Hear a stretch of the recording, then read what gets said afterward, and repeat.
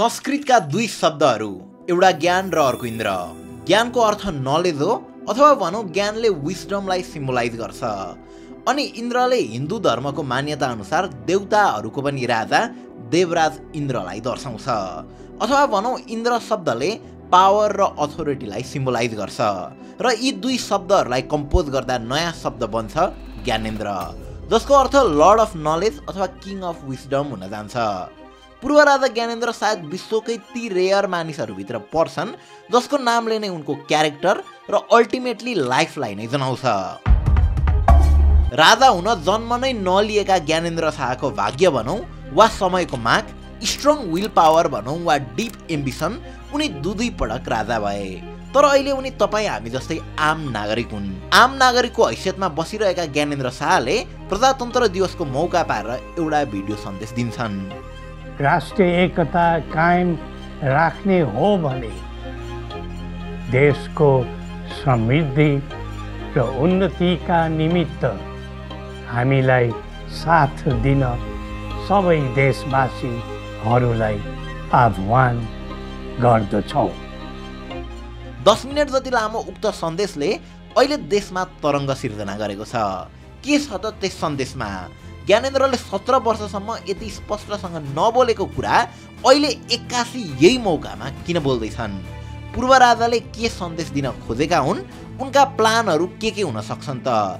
उनी साँच्चै राजाको रूपमा फर्किन खोज्दैछन् त? और what is he actually cooking? आउनुहोस् यो सबै विश्लेषण गर्ने कोसिस गरौँ आजको इन डेप्थ स्टोरीमा।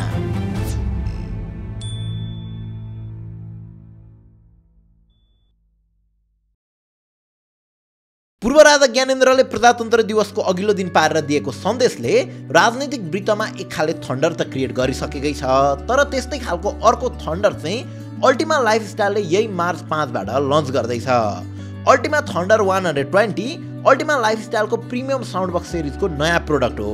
5.67 केजीको यो थन्डरले 220 वाट पिक आउटपुटका साथै तपाईँको घरमा भएका सबै स्पिकर्सहरूलाई रिप्लेस गरिदिँदै तपाईँलाई crystal clear high, deep bass अनि रिच अडियो एक्सपिरियन्स दिनेछ। अझ कम्पनीले त मार्केटमा भएका ओभर प्राइज र सो कल्ड ब्रान्डेड स्पिकरहरूलाई समेत कम्पिट गर्न सक्ने भनेर दाबी गरिरहेको छ। यसको प्राइस 34,999 भए पनि लन्च प्राइस स्वरूप 19,999 मै पाउन सकिन्छ। यो थन्डरको बाँकी फिचर्सहरू डिस्क्रिप्सनको लिङ्कबाट चेकआउट गर्न नछुटाउनुहोला। अब पूर्व राजा ज्ञानेन्द्रको थन्डरको कुरा गरौँ। पोलिटिक्समा स्पिच र वर्डहरूको कम्बिनेसनले धेरै नै महत्त्व राख्छ। एउटा डाइनामिक लिडर त्यही व्यक्ति बन्न सक्छ जसले आफ्नो हरेक स्पिचेसहरूलाई इन्टरलिङ्क गरेको हुन्छ। र ज्ञानेन्द्र शाह राजपरिवारकै सदस्य भएकाले उनको पोलिटिकल ट्युसनिङ स्वाभाविक रूपमा एकदमै उच्च थियो। राजपरिवारका सदस्यहरूको समग्र स्कुलिङ एकदमै ब्रिलियन्ट हुन्थ्यो। उनीहरूलाई सानैदेखि हिस्ट्री, जियोग्राफी, लिटरेचर र पोलिटिक्समा हाई एजुकेसन दिन्थ्यो। तसर्थ ज्ञानेन्द्रको हरेक शब्दले महत्त्व राख्छ। पूर्व राजा ज्ञानेन्द्रले कुन समयमा के बोले भन्ने कुराले नै महत्त्व राख्छ। हो यस्तै महत्त्व नै महत्त्व बोकेको छ पूर्व राजाले प्रजातन्त्र दिवसलाई मौका पारेर दिएको शुभकामना सन्देशले। पूर्व राजा ज्ञानेन्द्रको सन्देशको हरेक शब्द सुन्दा लाग्छ उनी पूर्व राजा नभएर राजाकै हैसियतमा बोल्दैछन् अथवा भनौँ राजाकै हैसियतमा गर्जिँदैछन्। सुरुमा उनको स्पिचका केही महत्त्वपूर्ण अंशहरूलाई बुझ्ने कोसिस गरौँ। त्यसपश्चात यिनै कुराहरूलाई आधार बनाएर पूर्व राजा ज्ञानेन्द्रको प्लानहरू के हुन सक्छ त त्यसमा विश्लेषण गरौँला। अहिले नेपालको इन्टरनल इस्युजहरू हेर्ने हो भने नेपालमा समस्याहरू धेरै क्षेत्रमा छन्। Education, health, finance, tourism, international relation, कुनै सेक्टरमा सरकारसँग नेपाली जनता सन्तुष्ट छैनन्। र ज्ञानेन्द्र शाहले जनताकै यिनै असन्तुष्टिहरूलाई आफ्नो सन्देशमा पोखेका छन्। भनिन्छ बाराक ओबामालाई उनको एउटा स्पिचले राष्ट्रपति बनायो जहाँ उनले आफूलाई जनतासँग जोडेका थिए। जनताको समस्याहरू आफ्नो पनि निजी समस्या हुन् भन्ने वेमा जनतासँग कनेक्ट गरेका थिए। I stand here knowing that my story is part of the larger American story, that I owe a debt to all of those who came before me, and that in no other country on earth is my story even possible. Gyanendra शाहले पनि अहिले आफूलाई त्यसै गरी जनतासँग जोड्न खोजेका छन्, त्यसरी नै प्रस्तुत भएका छन्। सन्देशमा पूर्व राजाले शहीदहरूलाई सम्झे। प्रजातन्त्रका निम्ति जीवनदान दिने ज्ञात अज्ञात शहीदहरू र प्रजातन्त्रका लागि क्रियाशील रहने सबै पात्रहरूप्रति पनि हामी उच्च सम्मान भाव राख्दछौँ। संविधान र समावेशितासँग असन्तुष्ट पक्षहरूलाई सम्झिए। राष्ट्रभित्रका हरेक वर्ग, समूह वा व्यक्तिको हक अधिकारको संरक्षण गर्दै प्रतिष्ठा तथा प्रगति अघि बढाउने प्रजातन्त्र सबैको प्रिय व्यवस्था हुनु पर्दथ्यो। यसमा कहीँ कसैको शङ्का हुनु हुँदैन। अहिले सामाजिक सञ्जाल सम्बन्धी विधेयक सबैतिर चर्चाको विषय बनेको छ। त्यसका अनेकौं प्रावधानहरूले जनताको फन्डामेन्टल राइट्सहरूको हनन गर्ने भएकाले यसको विरोध चौतर्फी रूपमा भइरहेको छ। पूर्व राजाले घुमौरो पारामा त्यो मौलिक अधिकारको हनन हुन खोजेको भन्ने सन्देश दिए र युवा पुस्तासँग पनि रिलेटेबल हुन खोजे। सबैको पहिचान हुनु पर्दछ, सबैको अस्तित्व सुरक्षित हुनु पर्दछ। निषेधको दृष्टिकोण राख्ने राजनीतिले प्रजातन्त्रलाई बलियो बनाउँदैन। हाम्रो देशको अहिलेको सबैभन्दा ठुलो समस्या भनेकै ब्रेन ड्रेन हो। युवाहरूको विदेशिने क्रम अहिले देशमा आगो जसरी सल्किरहेको छ। उनले यो विषयलाई पनि सम्बोधन गरे। नेपालका होनहार जनशक्ति दिनहुँ ताती लागेर देशबाट बाहिरिँदै गएका छन्। नेपालीको पसिना आफ्नो माटोमा होइन, अन्तै पोखिरहेको छ। जन्मदै नेपालीको शिरमा हजार होइन, लाखको ऋणभारको बोझ छ। यसरी आफ्नो स्पिचेस मार्फत पूर्व राजा ज्ञानेन्द्रले जनताको समस्याहरूसँग आफूलाई जोड्दै गिज्याउने हिसाबमा सरकार र सबै पोलिटिकल पार्टीहरूलाई असफल भएको व्यङ्ग्यात्मक संज्ञा दिए। यी तमाम समस्याको समाधान गर्ने चाहना जनतामा छ भने त्यो काम आफूबाट मात्र हुने र आफू त्यसको लागि तयार रहेको कुरा पनि उनले बताए। साथै अब समय आएको र आफूलाई सबै नेपालीहरूले साथ दिनुहोस् भनेर पनि आह्वान गरे। हामीले पहिले पनि राष्ट्रिय समस्या सुल्झियोस् भनेर त्याग गरेका हौँ। अब नेपालको उन्नतिको लागि हामीबाट अरू के त्याग गर्नुपर्ने हो, हामी तयार छौँ। अब समय आयो। राष्ट्र जोगाउने हो भने, राष्ट्रिय एकता कायम राख्ने हो भने देशको समृद्धि र उन्नतिका निमित्त हामीलाई साथ दिन सबै देशवासीहरूलाई आह्वान गर्दछौँ। मैले पहिल्यै पनि यो देशको लागि त्याग गरेको छु, अझै केही त्याग गर्नुपर्छ भने म तयार छु भन्ने उनको अभिव्यक्ति सुन्दा धेरै त भावुक नै हुन्छन्। ज्ञानेन्द्रले आफूसँग अब गुमाउन केही पनि नरहेको भन्ने कुरा यही कुराबाट जनाउन खोजेको देखिन्छ। कतिले अहिलेको यो स्पिचलाई ज्ञानेन्द्रले राजदरबार छाड्दै गर्दा दिएको स्पिचसँग पनि जोडेर विश्लेषण गरिरहेका छन्। हुन त एक हिसाबले हेर्ने हो भने अहिलेको राजनीतिक परिस्थिति ठ्याक्कै राजाले दरबार छाड्दै गर्दाको राजनीतिक परिस्थितिसँग मिल्न जान्छ। त्यति बेलाको सिन र अहिलेको सिन ठ्याक्कै ट्रेङ्गुलर छ। ट्रेङ्गुलर छ भन्नुको अर्थ के हो त? त्यस समय त्यो ट्रेङ्गलको एउटा कुनामा राजा थिए या राज संस्था थियो भने अर्को कुनामा पोलिटिकल पार्टिजहरू थिए र अर्को कुनामा विद्रोहीहरू यानि कि त्यति बेला युद्धमा होमिएका माओवादीहरू थिए। यी तीन साइडले तीन फरक धार समातेर बसेका थिए। तिनमा तीन नै मिल्न त गाह्रो थियो, तर कम्प्रोमाइज गर्दा जुनै पनि दुईटा शक्ति त्यति बेला मिल्न सक्थे। सुरुमा त राजा र माओवादी नै मिल्ने कुरा थियो। ज्ञानेन्द्र र प्रचण्डको गोप्य भेटवार्ता पनि हुन लागेको थियो, तर राजा आफै माओवादीलाई धोका दिँदै यो कुराबाट पछि हटे र पोलिटिकल पार्टिजहरूलाई पनि असर गर्ने गरी कु गरे। यसो गर्दा ट्रेङ्गलको दुईटा साइडमा रहेका माओवादी र पोलिटिकल पार्टिजहरूलाई आफ्नो कमन इनेमी राजा नै भएको भन्ने लाग्यो। फलत उनीहरू मिल्न पुगे, राजा विरुद्ध सँगै लडे, अन्ततः राज संस्था फालियो, ट्रेङ्गलको एउटा साइड मेटियो। त्यति बेलाको ट्रेङ्गलमा राजा र माओवादी मिलेको भए पनि अवस्था बेग्लै हुन्थ्यो, राजनीतिक दल र राजा मिलेको भए पनि अवस्था बेग्लै हुन्थ्यो र यी हरेक कन्डिसनको सम्भावना कुनै समय लगभग बराबर थियो। अब अहिलेको केसमा अहिलेको राजनीतिक परिस्थिति हेर्ने हो भने पनि त्यस्तै खाले ट्रेङ्गल बनेको देखिन्छ। अहिलेको ट्रेङ्गलमा एउटा साइडमा राज संस्था छ जो फर्किन खोज्दैछ, आफ्नो माहौल बनाउँदैछ। अर्को साइडमा पोलिटिकल पार्टिजहरू छन् जसको एम्बिसन या मोटिभ सरकारमा पुग्ने बाहेक अरू केही पनि छैन। एक अर्कासँग बाँधेर लडेर बसिरहेछन् उनीहरू। अब अहिले माओवादी पनि त्यही साइडमा भइहाल्यो भने पछाडि यो ट्रेङ्गलको तेस्रो साइडमा चाहिँ को छ त? यसो विचार गर्नुहोस् त, यो ट्रेङ्गलको तेस्रो साइडमा पनि विद्रोहीहरू नै छन्। यी विद्रोहीहरू जङ्गलबाट विद्रोह गरिरहेका छैनन्, कसैको हत्या हिंसा गरिरहेका छैनन्। उनीहरू यही व्यवस्थाभित्र रहेर इस्टाब्लिसमेन्टसँग लड्दैछन्।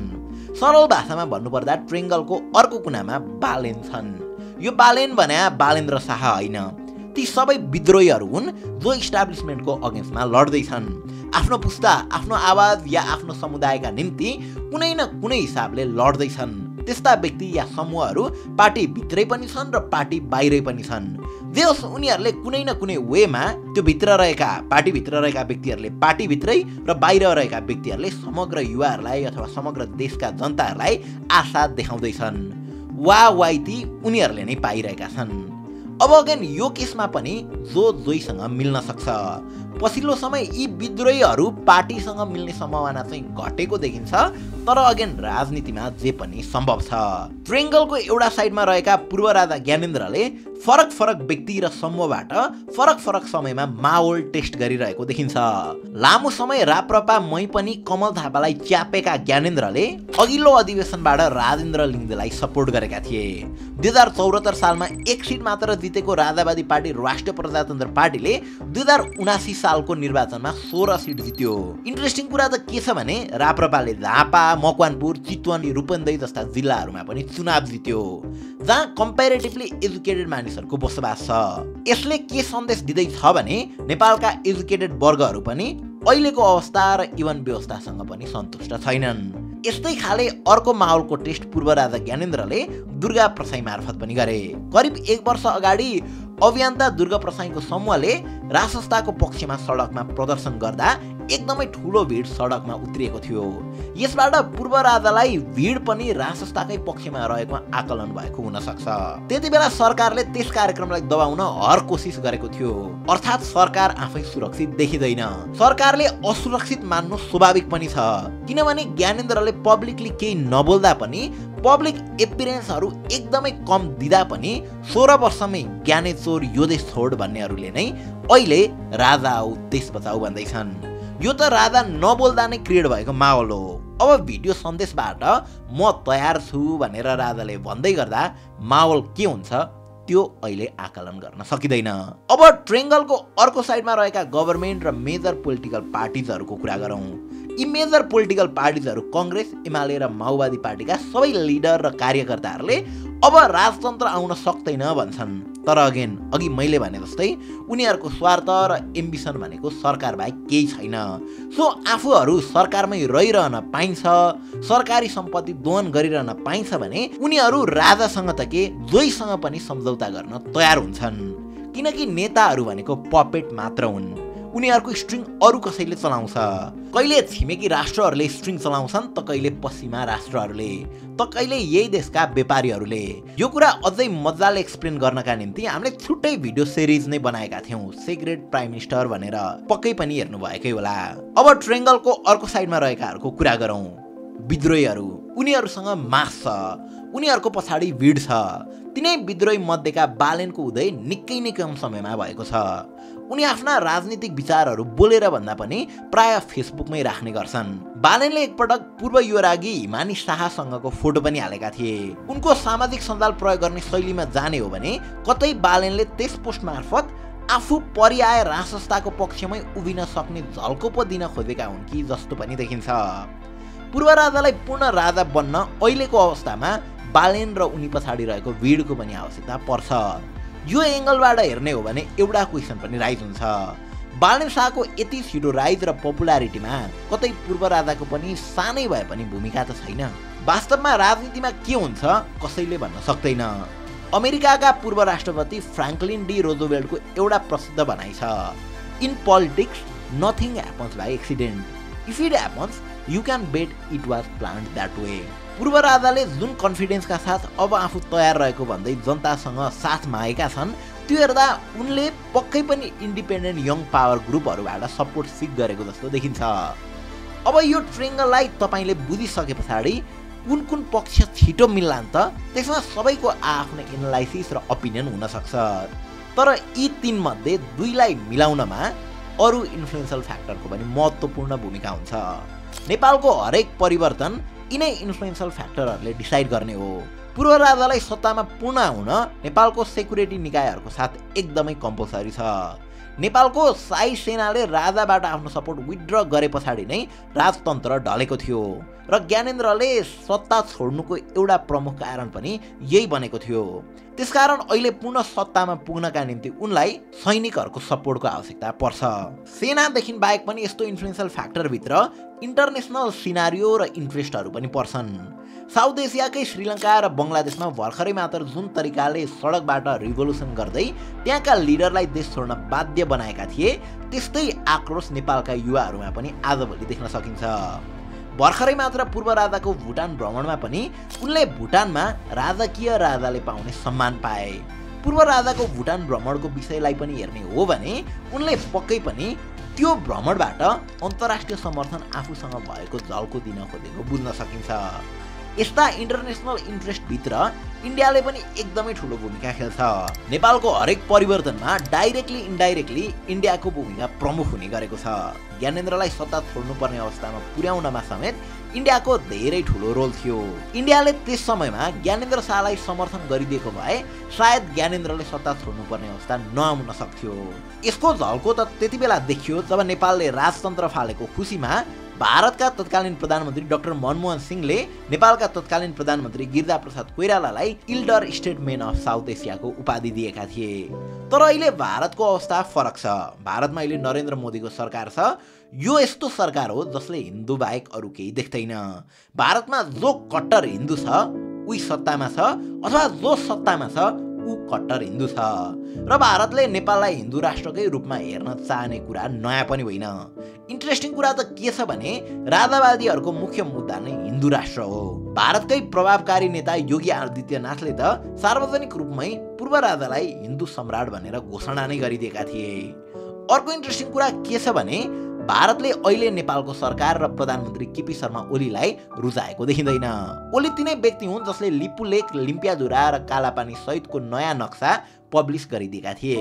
ओली प्रधानमन्त्री भएको 7 महिना भइसक्दा पनि इन्डियाबाट कुनै पनि अफिसियल इन्भिटेसन आएको छैन, जुन नेपालको हिस्ट्री हेर्दा एकदमै अनकमन सिचुएसन हो।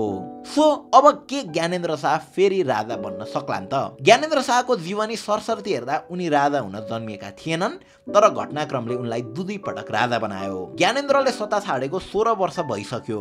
यस 16 वर्षमा देशमा निकै परिवर्तनहरू भइसके, जसमध्ये एउटा अनौठो परिवर्तन चाहिँ के छ भने ज्ञानेन्द्र शाहले यिनै 16 वर्षमा निकै कम पब्लिक एपियरेन्सका साथ एकदमै कम बोलेर पनि ज्ञानेश्वर यो देश छोड भन्नेहरूलाई राजा आऊ देश बचाऊ भन्ने ठाउँसम्म पुर्याए। यस्तै यस्तै घटनाहरू हेर्ने हो भने अब फेरि ज्ञानेन्द्र राजा हुने कुरा असम्भव नै छ भनेर त भन्न सकिँदैन नै। पूर्व राजाको विल पावर असाधारण छ। उनी एकदमै स्ट्राटेजिक छन्। उनले आफ्नो सन्देशमा आफूले राजगद्दी त्याग्दाखेरि दिएको अभिव्यक्तिलाई अहिलेको अभिव्यक्तिसँग इन्टरलिङ्क गरेका छन्। अहिलेको उनको सन्देशले देशमा केही हलचल ल्याउँदैन भन्न पनि सकिँदैन, किनभने हाम्रो देशमा राजनीतिक उथलपुथलहरू भइ नै रहन्छन्। राजनीतिमा असम्भव भन्ने त केही पनि हुँदैन, तर पूर्व राजालाई पुनः सत्तामा आउन धेरै नै चुनौतीहरू छन्। तर फेरि पनि सुरुमै भने जस्तो ज्ञानेन्द्र शाहको क्यारेक्टर र लाइफ उनकै नामको अर्थले झल्काउँछ।